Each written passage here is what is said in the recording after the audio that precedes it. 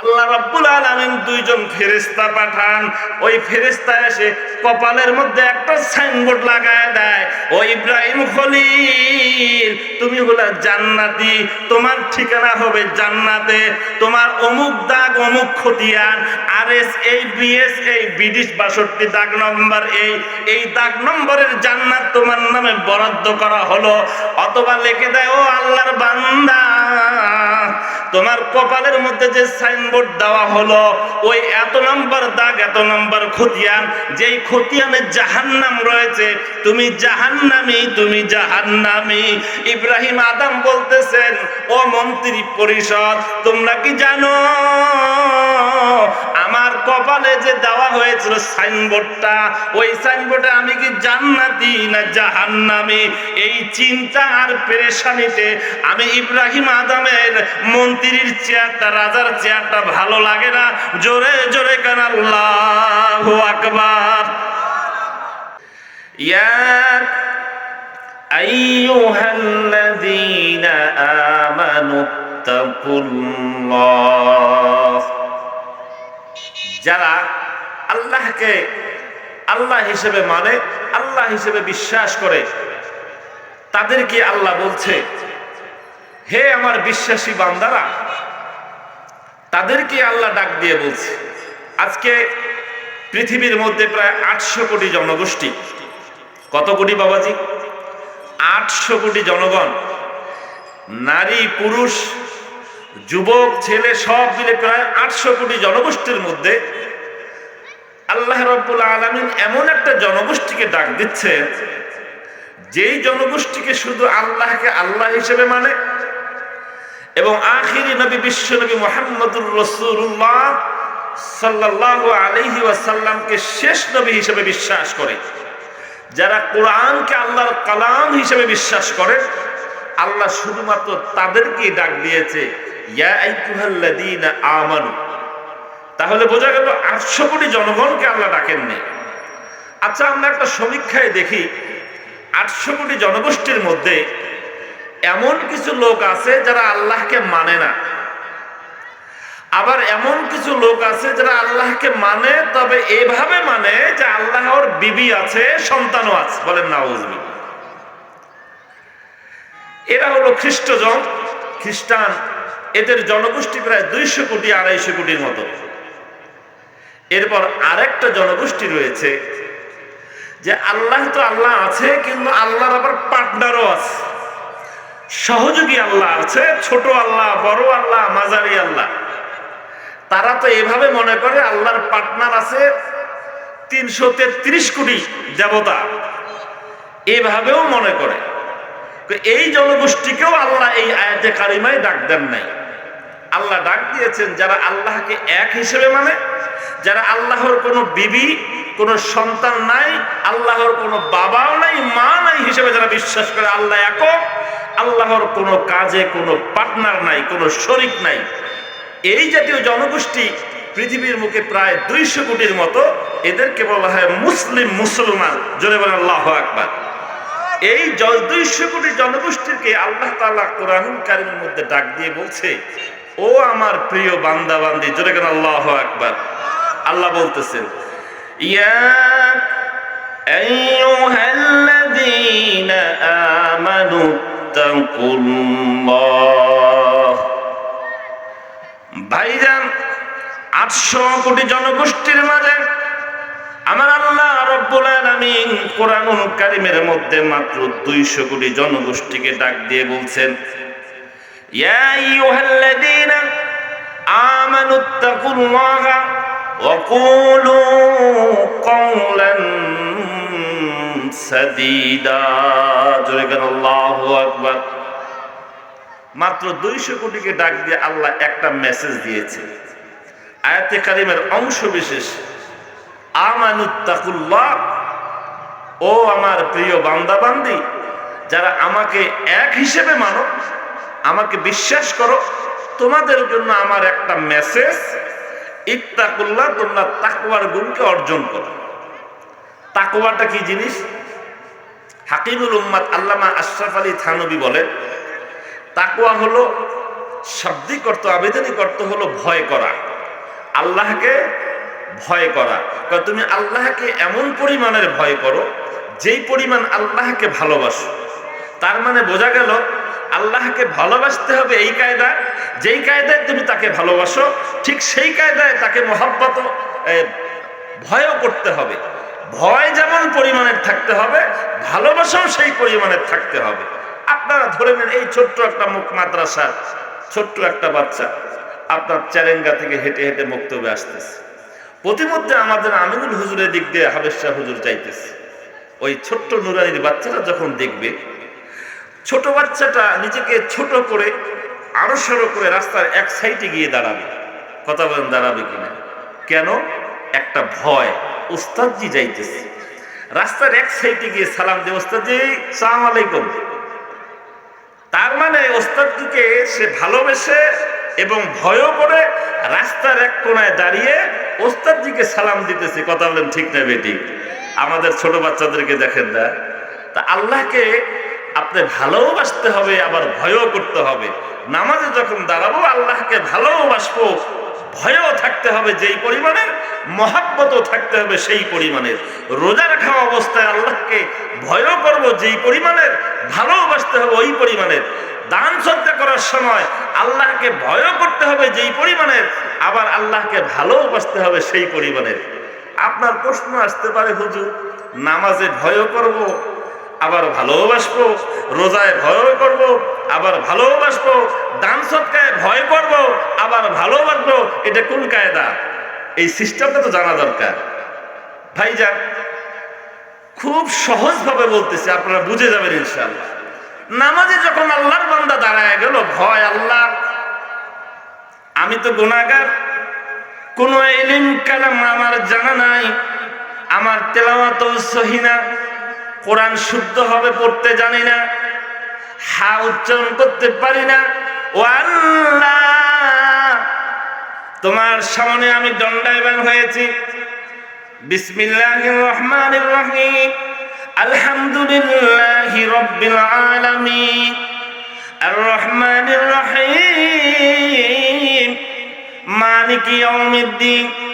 আল্লাহর বান্দা যখন নামাজে দাঁড়িয়েছে, ভয় দিলের মাঝে, আমি মহান আল্লাহ রব্বুল আলামিনের সামনে নামাজে দাঁড়িয়েছি, এখানে কেউ দেখতেছে না, আমার আল্লাহ আমাকে দেখতেছে। মনের ভিতরে ভয়। বান্দা যখন আলহামদুলিল্লাহি রাব্বিল আলামিন এই কথা বলে, আর মনের ভিতরে ভয়, আর রহমানির রহিম, মনের ভিতরে ভয়, আল্লাহ আমি কোরআন তেলাওয়াত জানি না, শুদ্ধভাবে পড়তে পারি না, ও আল্লাহ রুকু সিজদা ভালোভাবে আমি জানি না, ও আল্লাহ পাক না পাক ভালোভাবেও জানি না, ওযু কিভাবে করতে হয় তাও জানি না, ও আল্লাহ আমি অনেক দুর্বল। মনের ভিতরে বান্দার মাঝে এই ভয়টা চলে আসবে। কথা বলেন ঠিক না বেঠিক? এটার নাম হলো ভয়। নামাজে দাঁড়িয়ে এই ভয়টা নিয়ে আসবে। পাশে পাশে বলবে, আল্লাহ লা তাকনাতু মির রাহমাতিল্লাহ, তুমি তো কোরআনে বলেছো তোমার রহমত থেকে, তোমার ভালোবাসা থেকে, তোমার দয়া থেকে তোমরা কেউ দূরে যেও না, নিরাশ হয়েও না। ও আল্লাহ, তুমি তো দয়ার সাগর, এই ভুলে এই তেলাওয়াতে ভুল, সিজদা রুকুর মধ্যে ভুল, দোয়া কালামের মধ্যে ভুল, ভুলে ভরা নামাজটা তুমি দয়া করে কবুল করে না। জোরে করে আল্লাহু আকবার। এই একটা আল্লাহর ভালোবাসা, দয়া, যে আল্লাহ তুমি তো আমাকে ভালোবাসো, তুমি তো রহম করনেওয়ালা, তুমি দয়া করনেওয়ালা, মাগফিরাত করনেওয়ালা। এই দিলের মাঝে আশা, একদিকে ভালোবাসাও থাকবে আর একদিকে ভয়ও থাকবে। বান্দা রোজা রেখেছে, আল্লাহ কেউ দেখে না, আমি তো তোমার জন্য না খেয়ে রয়েছে, আর কারো জন্য না। গ্রামের লোকজন বলবে রোজাদার, না না, রোজাদার বলার জন্য আমি রোজা রাখি না, আমি তোমাকে ভয় পাই, তোমার হুকুমকে মানার জন্য আমি রোজা রেখেছি। ইফতারের সামনে খাবার রেখে আল্লাহর বান্দা খায় না, অপেক্ষা করে, খাইতেছে না, টাইম দেখে কি ব্যাপার, সময় হয়েছে কিনা। ঠিক যাবে ঠিক? ইফতারের সময় এমন অবস্থা হয় যে তৃষ্ণায় ক্ষুধায় মনে হয় জগ প্লেট যা আছে সব শুদ্ধ খেয়ে ফেলি, এরকম একটা ভাব চলে আসে। কিন্তু আল্লাহর বান্দা খায় না, ভয়। কি এটা? আল্লাহর ভয়। আল্লাহর ভয়ে আল্লাহর বান্দা খাবারটা খায় না। আবার মনের ভিতরে আসা, আল্লাহ তাআলা অবশ্যই আমাকে মাফ করে দিবেন, আমার সিয়ামটা রোজাটাকে কবুল করে দিবেন, বলেন আল্লাহু আকবার। এভাবে প্রতিটা নেক আমলের ক্ষেত্রে বান্দার ভয় থাকতে হবে, ভালোবাসাও থাকতে হবে। এই কায়দার ভয় এবং ভালোবাসাকে কোরআনের ভাষায় বলা হয় তাকওয়া। জোরে বলেন, কি বলেন? তাকওয়া বলে। আল্লাহ বলতেছেন, ও আমার প্রিয় বান্দা বান্দি, যারা আমাকে বিশ্বাস করো, আমি তাদেরকে বলছি তোমরা তাকওয়ার গুণ অর্জন করো, তাকওয়াওয়ালা হয়ে যাও। তাকওয়া তোমাদের শরীরে ফিট করে ফেলো। জোরে কেন আল্লাহু আকবার? আরো জোরে বলে আল্লাহু আকবার। বাবাজি, তাকওয়াটা কি জিনিস? তাকওয়া আমাদের পাবলিকের এমন একটা স্বভাব, আমরা যদি লাভ জানি তাহলে কাজটা করা আমাদের জন্য সহজ হয়ে যায়, আর যদি লাভ না জানি তাহলে কাজটা করা খুব কঠিন হয়ে যায়। ভাই, পিঠে কি লোহার বোঝা, লাভ আছে? হ্যাঁ, লাভ তো আছে। ওজন লাগতেছে? না, সমস্যা নাই। এরপরে ভাই, কিসের বোঝা দিয়েছো? তুলার বোঝা। কোনো লাভ আছে? না, কোনো লাভ নাই। ওজন লাগতেছে? বলো না, খুব ওজন। কথা বলেন, বিনা লাভে তুলার বোঝাও যেন অনেক ভারী ভারী মনে হয়। আমাদের এই অবস্থা। আমরা তাকওয়াটা কি জিনিস?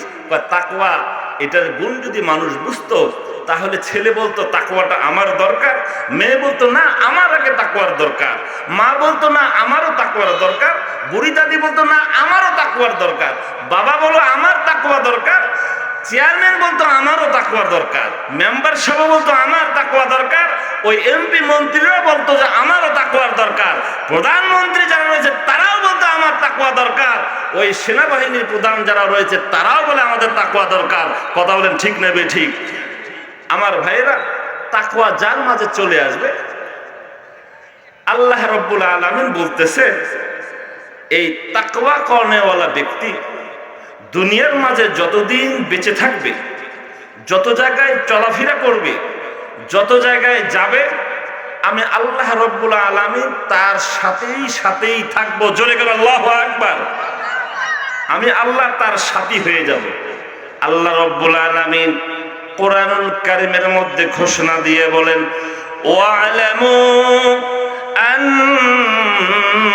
আন্নাল্লাহা মাআল মুত্তাকিন। জেনে নাও, বুঝে নাও, তাকওয়ার গুণ যার অর্জন হয়ে যাবে, দুনিয়ার মানুষ, আমার আল্লাহ রাব্বুল আলামিন কোরআনুল কারীমের মধ্যে বলে, তাকওয়ার গুণ যার নসিব হয়ে যাবে, দুনিয়ার মাঝে ওই বান্দা, ওই বান্দি, ওই যুবক, ওই বৃদ্ধ, যেখানে চলাফেরা করুক আর যাই করুক না কেন, ওয়ালামু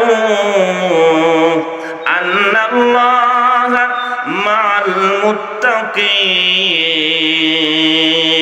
আমি আল্লাহ রাব্বুল আলামিন তাকওয়ার গুণ অর্জন করনেওয়ালা ওই বান্দা, ওই বান্দি, ওই যুবক, ওই যুবতী, যেখানে চলুক না কেন, যেভাবেই চলুক না কেন, দুনিয়াতে যেইভাবেই থাকুক না কেন, যেই ঘরেই থাকুক না কেন, যেই পোশাক পরুক না কেন, চেহারা যেমনই হোক না কেন, আমি আল্লাহ রাব্বুল আলামিন তার সাথী হয়ে যাই। জোরে করে আল্লাহু আকবার। আরো জোরে করে আল্লাহু আকবার। আচ্ছা বলেন, আল্লাহ যদি আমার চলার সাথী হয়ে যায়, আল্লাহ যদি আমি যেখানে যাই সেখানে যদি আমার সাথী হয়ে যায়, তাহলে কোনো ভয় আছে? বলেন, কোনো ভয় আছে? এবার আল্লাহ রাব্বুল আলামিন কোরআনুল কারীমের আরেক জায়গায় বলতেছে, আলা ইন্না আউলিয়া আল্লাহ লা খাউফুন আলাইহিম ওয়ালা হুম ইয়াহজানুন। আল্লাহ রাব্বুল আলামিন, দুনিয়ার মানুষ, জেনে নাও, যার তাকওয়ার গুণ হয়ে যাবে, তাকওয়ার গুণ যার নসিব হয়ে যাবে, আমার আল্লাহ বলে, আলা ইন্না আউলিয়া আল্লাহ, আল্লাহ রাব্বুল আলামিন ঘোষণা দিয়ে দেন, সেই তাকওয়াবান ব্যক্তি, চাই সে যুবক হোক আর বৃদ্ধ হোক, যে অবস্থায় হোক না কেন, আমি আল্লাহ রাব্বুল আলামিন ঘোষণা দিয়ে দিলাম সে হলো আমার বন্ধু। জোরে কান আল্লাহু আকবার, আরো জোরে কান আল্লাহু আকবার। আল্লাহ কি ঘোষণা দিল? তাকওয়ার গুণ যদি তোমার মাঝে পাওয়া যায়, তাহলে আল্লাহ কি ঘোষণা দিয়েছে বাবাজি? তুমি আমার বন্ধু। আচ্ছা বলেন, আল্লাহ যদি কারো বন্ধু হয় তার কোনো সমস্যা আছে? কোনো ভয় আছে? কারণ আল্লাহ বন্ধু। আল্লাহ বন্ধু হয়ে গেলে তার কোনো সমস্যা নাই। আল্লাহর বান্দা তাকওয়ার গুণ যার অর্জন হয়েছে, এই ব্যক্তি যখন মৃত্যুর সময় চলে আসবে, ফেরেশতা চলে আসবে, জান কবজের সময় ঠিক স্পেশাল আর একটা বাহিনী আসবে, সাবধান, কার যার কবর করতেছো, ইনি তো হলো আল্লাহর বন্ধু। জোরে কেন আল্লাহু আকবার। আমার ভাইরা, জান কবজ কামেওয়ালা ফেরেশতারা যখন এই কথা শুনবে আল্লাহর বন্ধু, তারা ভয়ে কাঁপা শুরু করবে। হায় হায়, আল্লাহর বন্ধুর জান আমরা কবজ করতেছি। কথা বলেন, মাথা ঠিক থাকবে তাদের? কারণ আল্লাহর বন্ধু, এর জানটা তো বিশেষ কায়দায় নেওয়া লাগবে। আবার তাকওয়ার গুণ বর্ণেওয়ালা যখন কবরে চলে যাবে, মন কারণে কিন্তু চলে আসবে প্রশ্ন করার জন্য, স্পেশাল ফেরেশতা এসে বলবে, সাবধান, কাক প্রশ্ন করতেছো জানো, ইনি তো হলো আল্লাহর বন্ধু। জোরে কেন আল্লাহু আকবার। আচ্ছা বলেন, মন কারণে কিনের অবস্থা কেমন হবে? আল্লাহর বন্ধুর প্রশ্ন নেওয়া মিয়া, কম্পন সৃষ্টি হয়ে যাবে। কোন রকম ভাবে দুই একটা কথা বলে সালাম দিয়ে বলবে, আল্লাহর বন্ধু আপনি শুয়ে ঘুমান, কোনো চিন্তার কারণ নাই। এবার আল্লাহ বলছে, আলা ইন্না আউলিয়া আল্লাহ লা খাউফুন আলাইহিম ওয়া লা হুম ইয়াহজানুন।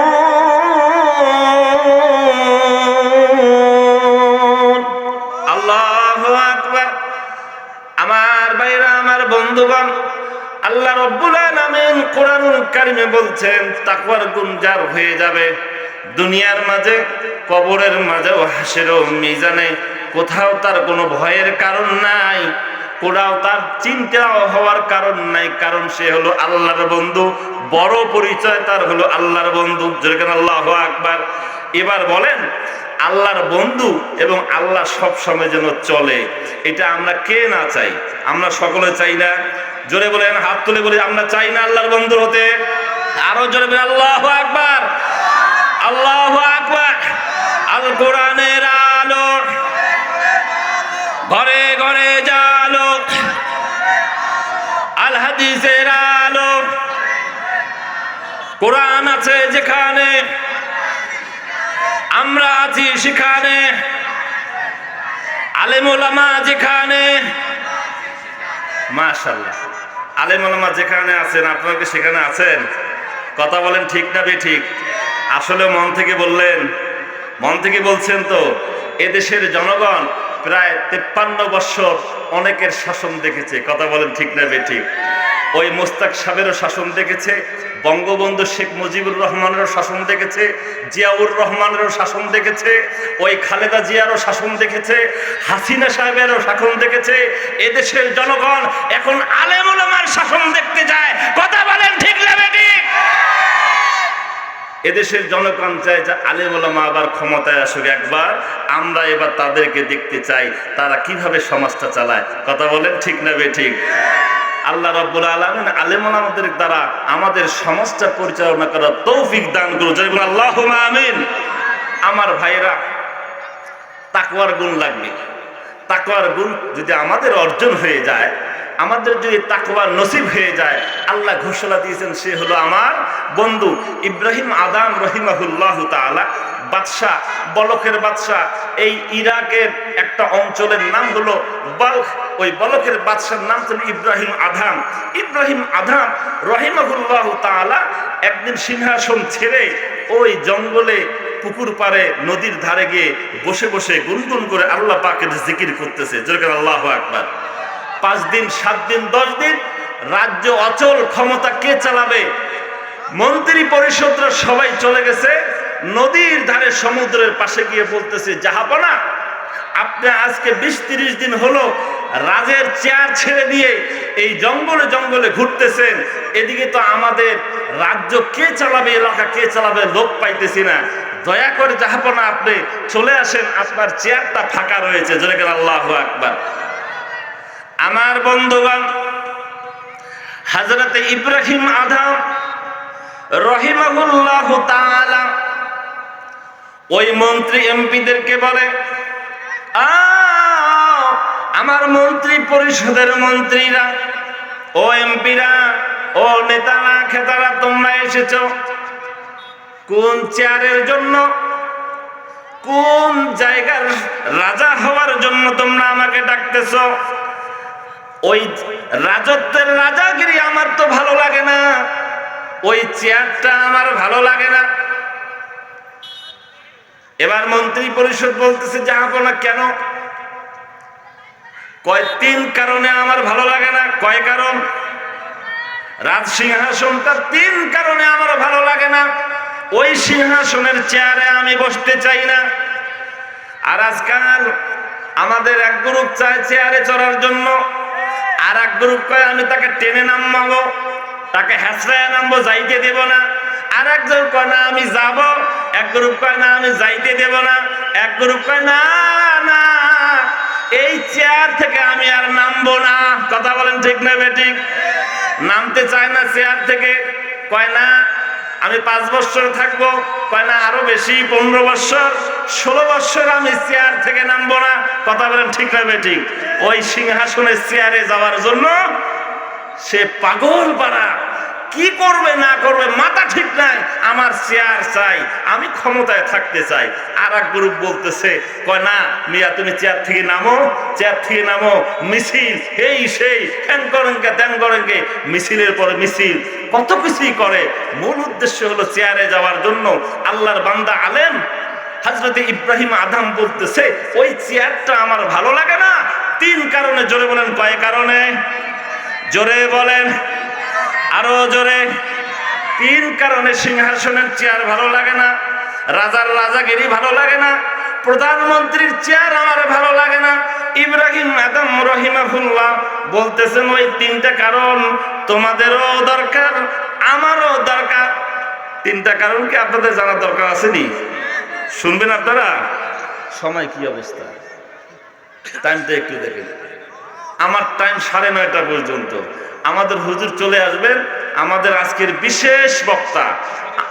10 মিনিট আছে, তাই না? 9:30 বাজার, ইনশাআল্লাহ 9:30টায় আমি শেষ করব। হযরত ইব্রাহিম আদম রহিমাহুল্লাহ ডাক দিয়ে বলে, মন্ত্রী পরিষদ আসো। এই কথা বলে তার হাতের মধ্যে একটা লোহার সুই। কিসের সুই? এই সোনামুখী সুই, যে খেতা সেলাই করে মা বোনেরা, ছোট্ট বাচ্চারা যে খেতা ফুলটুল আঁকে, বিভিন্ন অঙ্কন করে, এই ছোট্ট একটা লোহার সুই, এই সুইটা নদীর এক কিনারায় ঢেল মারে ফেলে দিল। এবার বলতেছে, ও নদীর মৎস্যকুল যারা রয়েছ, আমার এই ছোট্ট সোনামুখী সুইটা তোমরা এনে দাও। মুফাসসির কেরাম লিখতেছেন, লক্ষ লক্ষ মাছ এক একটা স্বর্ণের, কেউ রূপের, স্বর্ণের অথবা রূপার সুই মুখে নিয়ে ভেসে উঠেছে। জোরে বলেন সুবহানাল্লাহ, আরো জোরে বলেন সুবহানাল্লাহ।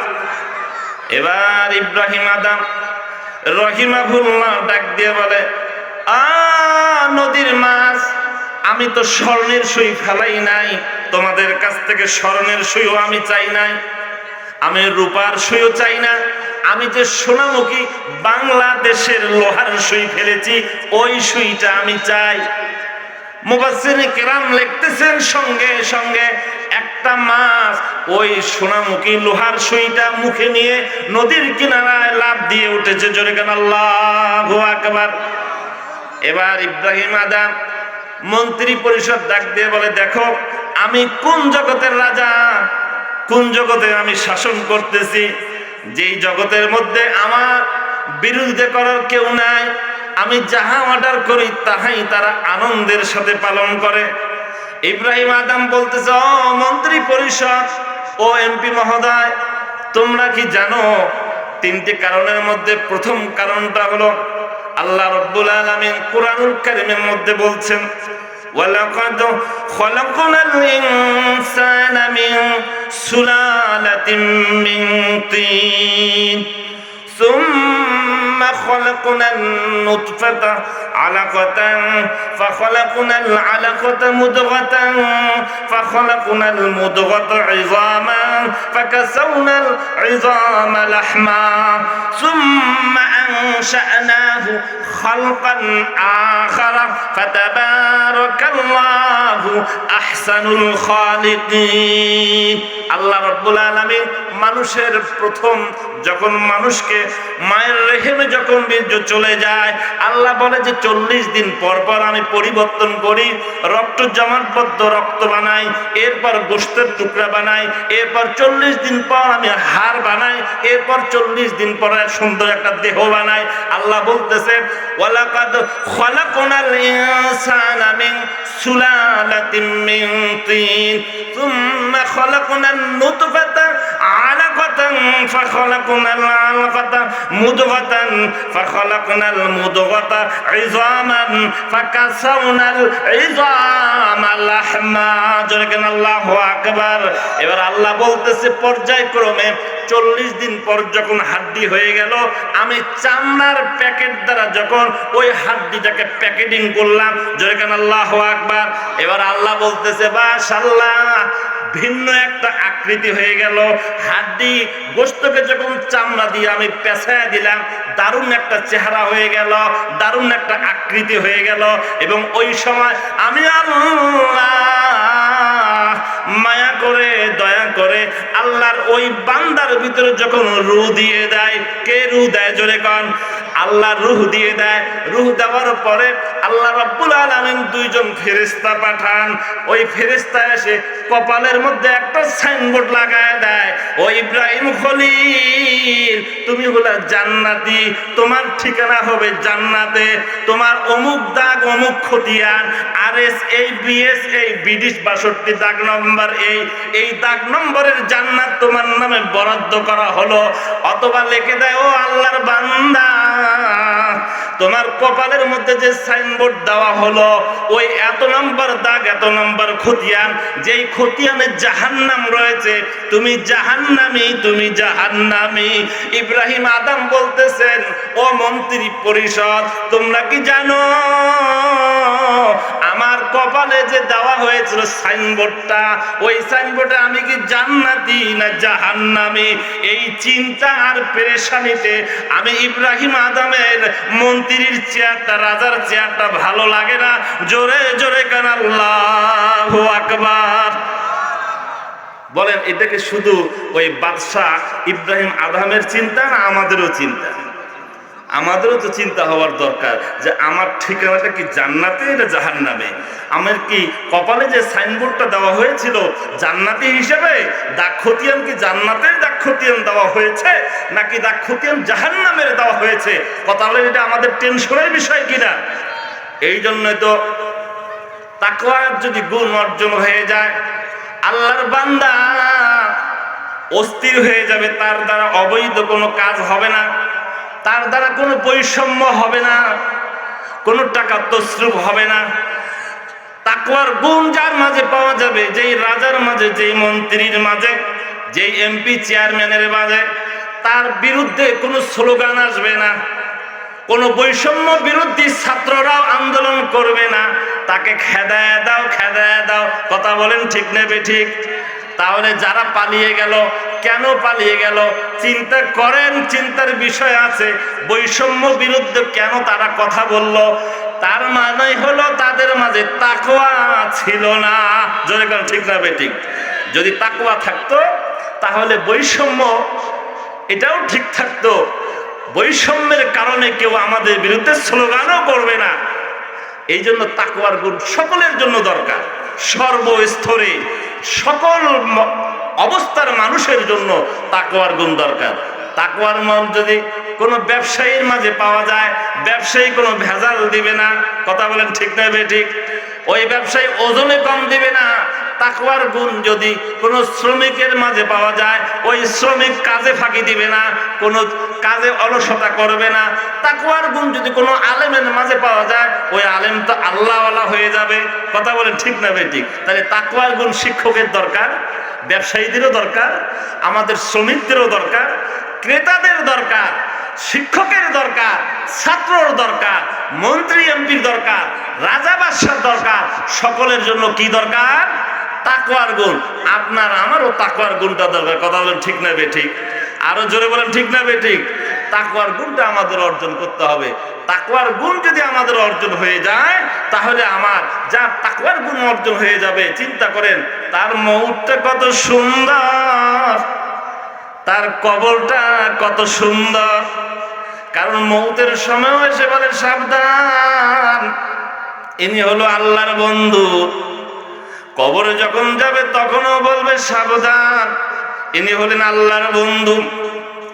মিজানে যখন দাঁড়িপাল্লায় ওজন করা শুরু হবে, তখনও তার জন্য সাবধান, ইনি হলো আল্লাহর বন্ধু। ভাইজান ফুলসেরাতে যখন পাড়ি দেওয়ার সময় চলে আসবে, তখন সকলে আলান দিবে সাবধান, রাস্তা ছেড়ে দাও, কারণ আল্লাহর বন্ধু আসতেছে। এই জন্য তাকওয়ার গুণ আমাদের অর্জন করতে হবে। আমরা রাজি আছি না বাবাজি তাকওয়ার গুণ অর্জন করার জন্য? লিল্লাহি তাকবীর, লিল্লাহি তাকবীর। হাতটা নামাই। তাকওয়ার গুণ অর্জন করার জন্য আমাদের প্রচেষ্টা অব্যাহত রাখতে হবে। প্রত্যেকটা কাজে আল্লাহকে ভয় করতে হবে, কারণ আমি হলাম আল্লাহর বান্দা, আমার তাকওয়া অর্জন হয়েছে, এইটা ভাব মানসিকতায় আমার নিয়ে আসতে হবে। তাহলে দেখবেন আমার দ্বারা অন্যায় হবে না, অন্যের জমি আমার নামে রেকর্ড করে নেওয়াও হবে না, অন্যের আইন সরায় দেওয়াও সম্ভব না, অন্যের জমি দখল করাও আমার দ্বারা সম্ভব হবে না। মা বোনের হক আমরা নষ্ট করব না, এতিমের হকও আমার দ্বারা নষ্ট হবে না। কথা বলেন ঠিক না বেঠিক? একটু জিকির করে লা ইলাহা লা ইলাহা। হুজুর কাছে লা ইলাহা मैं आशिक यूसुफ का नहीं चाहने वाला, मैं आशिक यूसुफ का नहीं चाहने वाला, कायस के माना नहीं आशिक मौला, मैं आशिक मौला हो मेरा, मैं आशिक मौला हो मेरा, इश्क निराला जुमला जहां जिनके तजल्ली से उजाला। अल्लाह